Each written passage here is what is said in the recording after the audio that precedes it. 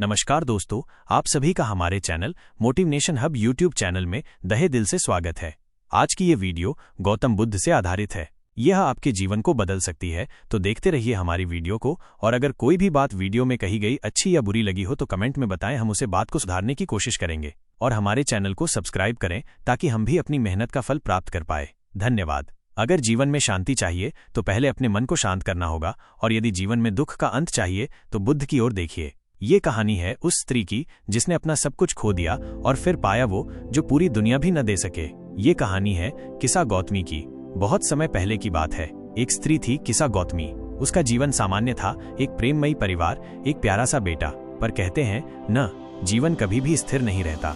एक दिन उसका बेटा बीमार पड़ा। किसा ने बहुत इलाज करवाया, लेकिन नियति को कुछ और मंजूर था।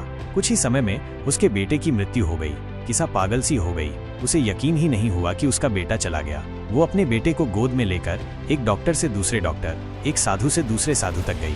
सबसे एक ही सवाल, मुझे मेरा बेटा वापस चाहिए। कोई उसे जिंदा कर सकता है क्या? लोगों ने उसे पागल समझा, लेकिन कोई उसे जवाब नहीं देता। तभी ने कहा, के पास जाओ, वो कोई साधारण व्यक्ति नहीं है, शायद वही तुम्हारी मदद कर सके। किसा गौतमी अपने मृत बेटे को गोद में उठाकर बुद्ध के पास गई और कहा, भगवान, मेरे बेटे को वापस जिंदा कर दीजिए। आप कुछ भी कर सकते हैं ना? बुद्ध मुस्कराए। उन्होंने कहा, ठीक है, मैं तुम्हारे बेटे को जिंदा कर दूंगा, लेकिन एक शर्त है। तुम एक ऐसा घर ढूंढ कर लाओ जहाँ कभी कोई मरा न हो, और वहाँ से एक सरसों का दाना लेकर आओ। किसा को आशा की एक किरण दिखी। वो तुरंत निकल पड़ी। एक घर, दूसरा घर, तीसरा घर। हर दरवाजे पर उसने एक ही सवाल किया, क्या आपके घर कभी कोई मरा नहीं है? लेकिन हर कोई यही कहता, हमने भी किसी को खोया है, कभी माँ, कभी पिता, कभी बेटा। धीरे धीरे उसे एहसास हुआ, दुख केवल उसका नहीं था, मौत केवल उसके बेटे की नहीं थी। ये तो जीवन का हिस्सा है, एक सत्य। किसा वापस बुद्ध के पास आई।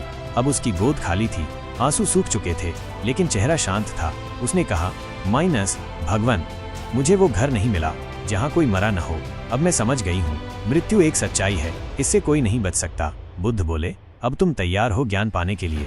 यही है अनित्य का बोध। जीवन में कुछ भी स्थायी नहीं। दुख आता है, पर उससे मुक्ति भी संभव है यदि तुम उसे समझो।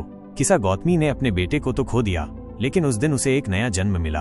वो बुद्ध की अनुयायी बन गई और ज्ञान की राह पर चल पड़ी। गौतम बुद्ध ने हमें सिखाया, जीवन दुख से भरा है, लेकिन उसका समाधान भी हमारे भीतर ही है। जो चला गया उसे रोकर नहीं पाया जा सकता, लेकिन जो शेष है उसे समझकर, स्वीकार कर हम एक शांत जीवन जी सकते हैं।